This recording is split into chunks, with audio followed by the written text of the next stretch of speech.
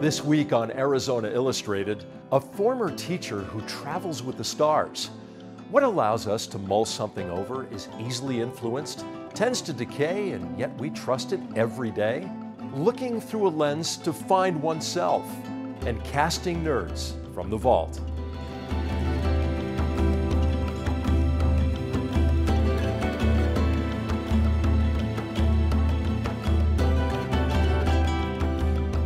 Welcome to Arizona Illustrated. I'm Tom McNamara. Arizona has an incredible astronomical history. The Lowell Observatory in Flagstaff was established in 1896. The Stewart Observatory, right here at the University of Arizona, was dedicated in 1923. And the Ard Portable Planetarium has been a labor of love since 2013. Now, the latter is the subject of our first story. Former teacher Lauren Ard desperately wanted to continue teaching after having children, so she began a Kickstarter project to raise money to have her own portable, fully functional planetarium.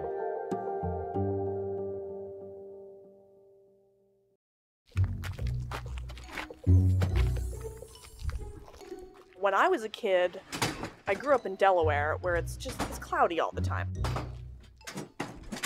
I didn't have that much exposure to astronomy, but my family, we went on a vacation to Utah, to Bryce Canyon, and we were just stopping. It was the middle of the night. We were driving through, and we just stopped in the middle of nowhere to use the bathroom. I looked up at the sky, and I was speechless. I had never seen the Milky Way before. You know, I had never seen that before, and it just amazed me. It just blew me away, and I think that's, you know, where my love of astronomy started. This was a way for me to continue with my teaching talents just about once a week, you know, get out of the house, be a part of the community without breaking the bank. These are just regular carpet drying fans from Walmart.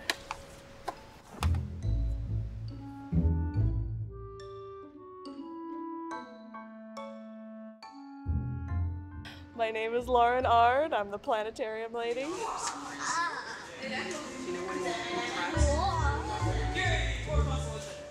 guys all make it in?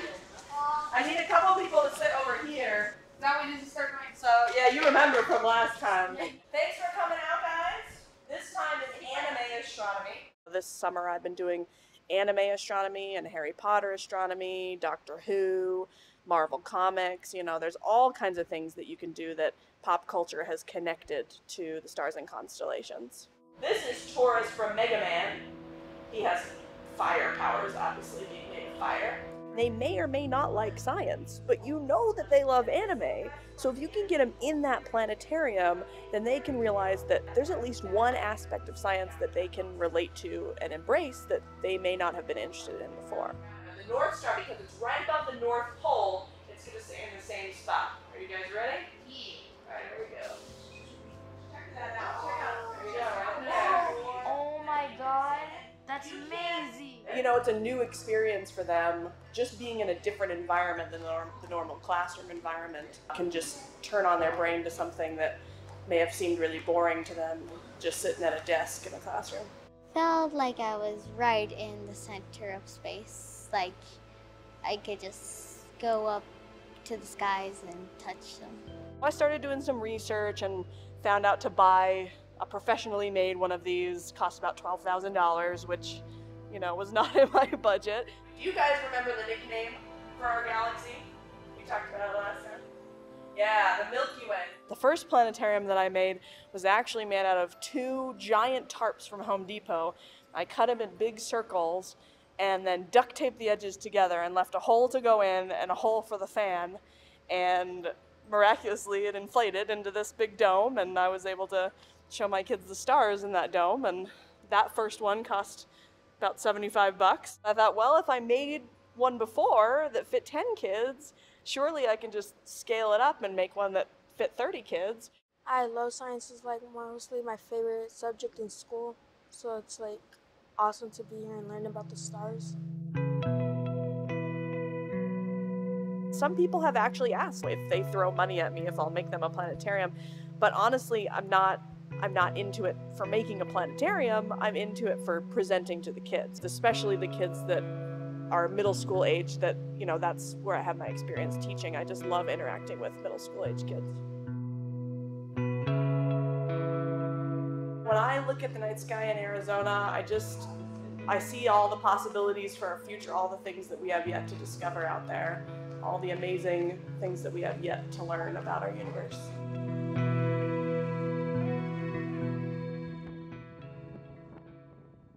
For more on the portable planetarium, visit our webpage at azpm.org.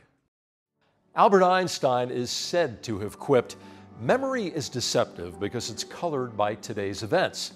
Only no one can quite remember when or even if he actually said it, and such is memory.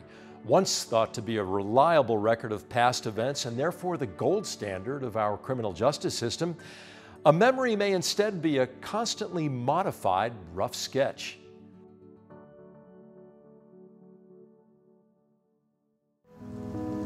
My sister loves to tell this story, and she's 7 years older than I am, that she remembers me taking off from our house, running down the street to my friend's house, yelling at the top of my lungs, fast as the wind, and then splat, falling flat on my face.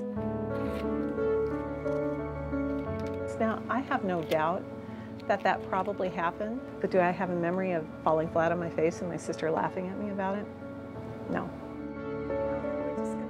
Wendy Dutton is a forensic interviewer. In criminal investigations, she's called on to question children about what they do and don't remember, to get them to tell their stories without tainting their memories. Forensic interviewing is basically taking what we know from the literature on children's memory, eyewitness ability, and linguistics, and using that science to structure an interview protocol so that children can hopefully provide as much accurate information about something they saw or experienced. So asking a question like, tell me everything that happened, again, is inviting the information to come from the child. I'm not asking option-posing questions like yes/no questions, did it happen inside or outside your house, those kinds of things. It's coming from the child. From the words she uses to the layout of the room, Dutton controls everything about the interview so as not to alter the children's stories. It's all based on the principles of memory, but researchers have only recently begun to understand what memory is and how it works. The point of memory is to acquire information so that we can behave more efficiently in the future. That's what we now understand memory to be mostly about. It's quite useful for like telling stories about the good old times, but mostly memory is, gosh, the last time I was in this situation, here's how I behaved, and it worked or it didn't work very well, so here's what I'm going to do this time. Because they're geared for survival, not accuracy, memories can get lost or changed. Memory is not a recollection, not a repeating of the past, it's a reconstruction of the past. We have sort of bits of information, some aspects of what happened, and then we construct like the most likely scenario of what did happen. And, you know, by and large it's correct, but sometimes it's not so correct, and that's where the problems arise. Once you admit that that's the case, and once science shows us that that's the case, now you suddenly have to ask questions, well, what is truth? What counts as truth? And in a courtroom, when somebody says, I absolutely remember that this is the way things happened, can we believe that that's the truth? Paul Simpson has been considering these questions for decades. In my role as a forensic psychologist, I evaluate a lot of criminal cases, a lot of alleged sex crimes, murder-related issues, and other kinds of issues of violence. So on a very regular basis, the question of memory of an eyewitness is central to the nature of the allegations and the court proceedings.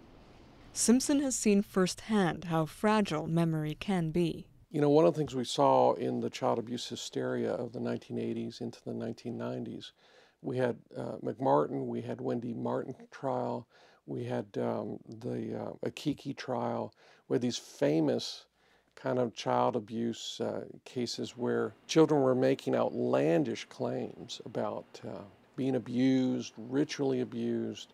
Chuck Norris was coming in to the daycare center and abusing children, and We had elephants and giraffes and zebras that were being sacrificed. In fact, that had not occurred. What had occurred, what we now find in retrospect and the research that's been done, is we had well-intentioned but very zealous therapists doing interviews with kids and creating what we call contamination. Several controversial studies have shown that stress, the passage of time, and even how a person is asked about a memory can reshape or contaminate it.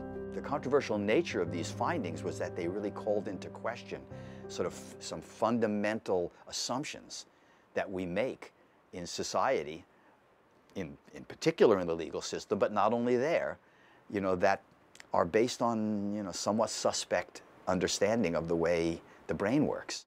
Despite the controversy, the research has changed how the legal system uses memory. When I first started in the office, which was almost 4 decades ago, it was very arguable in our profession to be able to say, what people talk about is accurate. It's completely accurate. You need to totally trust it.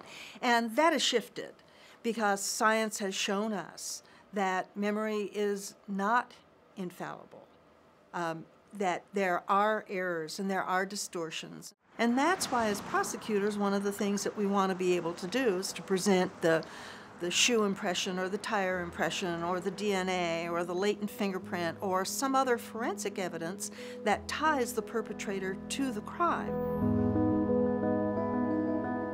Although the legal system is catching up with the science of memory, the rest of us are a little further behind. Our memories are dear to us. They're a central part of who we are, our sense of self. And so the memories that we have of family events, the memories that we have of childhood, of events that have occurred, good and bad, are very much integral to who we are, to how we see ourselves. And so when you get a scientist poking around and saying, your memories may not be quite as accurate as you think they are, that gets personal. But the reality is for all of us, when you sit down with family members, when you sit down with folks and go over previous events, the amount of discrepancy is significant. And that's the case for all of us. So you got to say, somebody's got to be wrong on this. And science says, yeah, we're actually all wrong on this to some degree, to some extent. Though summer for you and me may now be a distant memory, the teens in this next story can relive their summer camp experience through the vivid images they learned to create.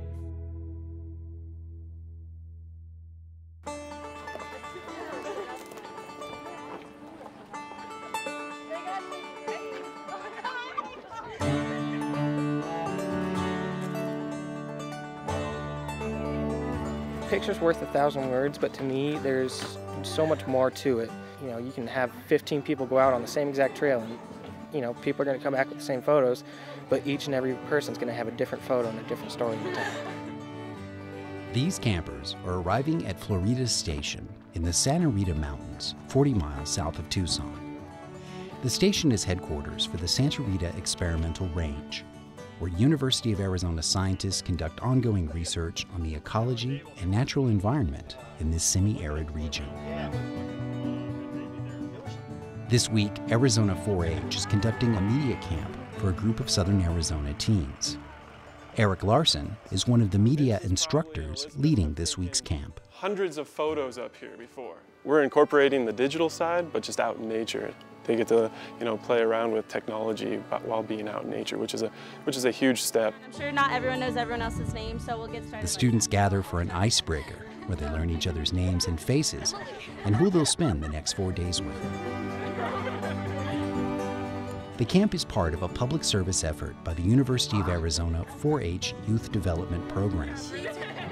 Our end goal is life skills. Whatever that life skill may be for that youth or that individual, it might be up to them to discover that. The instructors and students meet in the main hall for a brief overview of the area, a little history, some do's and don'ts, and what they can expect to learn. Take pictures of big things, little things, really, really small things. Campers receive some quick tips on cameras and gear. Second one down, there should be white balance. Then they're off on their first assignment, a scavenger hunt for images in the area. The teens fan out to see what they can find and what appeals to their eye. The idea is to see where they're at technically and aesthetically, and then build on that, working towards their own view of the world.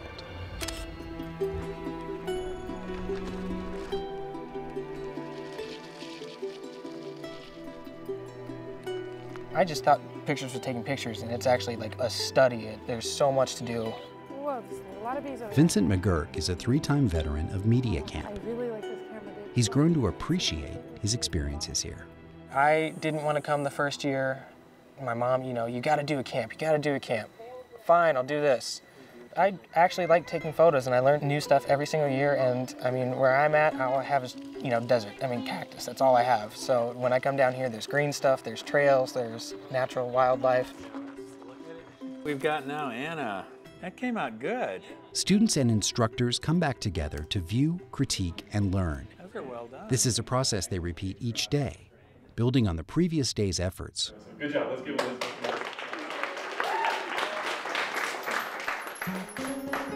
Some of them have gone on to take some really amazing photos, and that's what we're encouraged to see.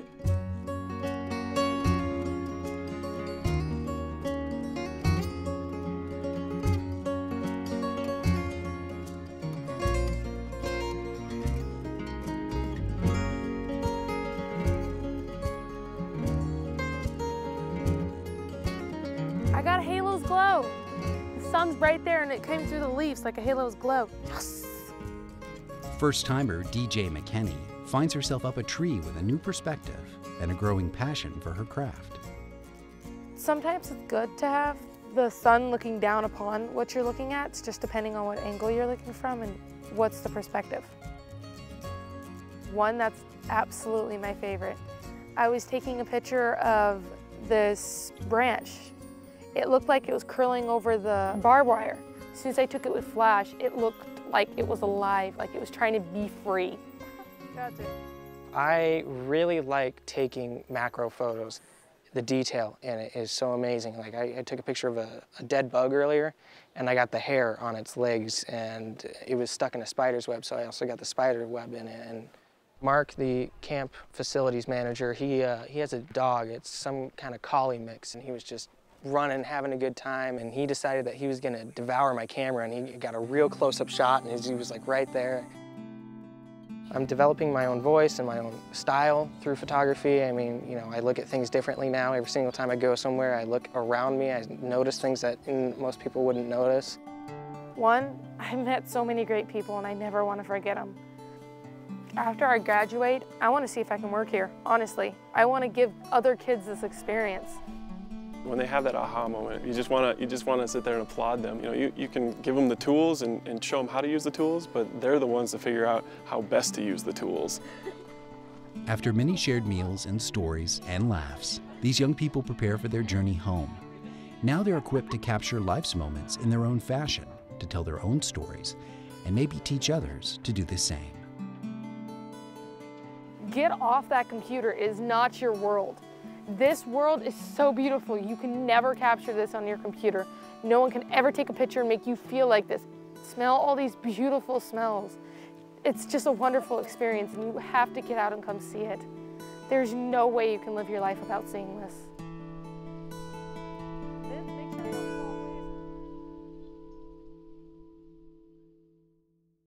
Like what you see on Arizona Illustrated? Visit our webpage at azpm.org to watch and share videos from this episode. You'll also find stories from future programs, an easy way to submit your own story idea, an archive of past episodes of Arizona Illustrated, and you'll find everything you need to stay connected with public broadcasting in Southern Arizona. azpm.org. There was a time when being cool meant you were good-looking, athletically inclined, or calm under pressure.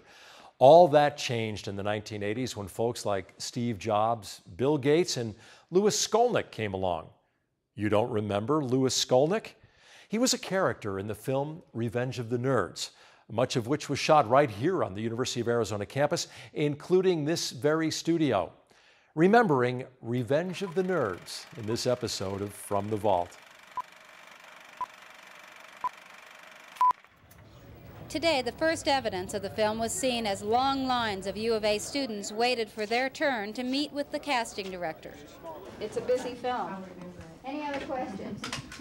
Now let me tell you that these cards are my form of communication with you. I don't care if your picture is a Polaroid or if you take it in one of these little machines. I just want to see your face there. The Revenge of the Nerds had a stormy beginning. U of A officials first decided the film could be made on campus. Then they withdrew their permission because, among other reasons, they felt it would portray campus life in a less than flattering manner. But after a secret meeting with the film's producers, the U of A administration did one more 180 and decided the film could be made here with a few conditions. The casting people are looking for all kinds of people for the film, specifically athletic types, very tall women, blacks, and cute cheerleaders. Everyone else will be a nerd. In the script, if they're not football players or the social stream of the college, and they're the young freshman type just coming into the school, they are termed the nerds, unfortunately. But it's a fun thing. The film represents an opportunity for cinema students at the U of A. Some are hoping for production internships while also putting in their bid for being in front of the cameras. This is an excellent opportunity because there are still speaking parts which are available, which comes under the union's Screen Actor Guild's requirements that if you are capable of speaking parts and very good actor, you can receive a card, which enables you to work in union productions anywhere in the country or the world.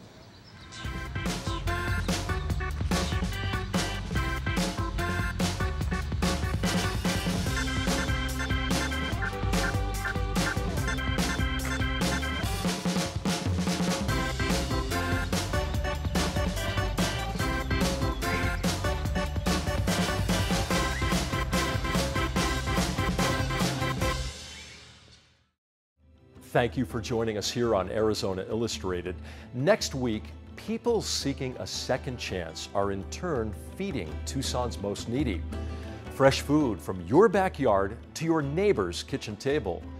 An 1,800-mile border-to-border story about how growing coffee is keeping families together. And Tucson's image problem from the vault. I'm Tom McNamara. See you next week.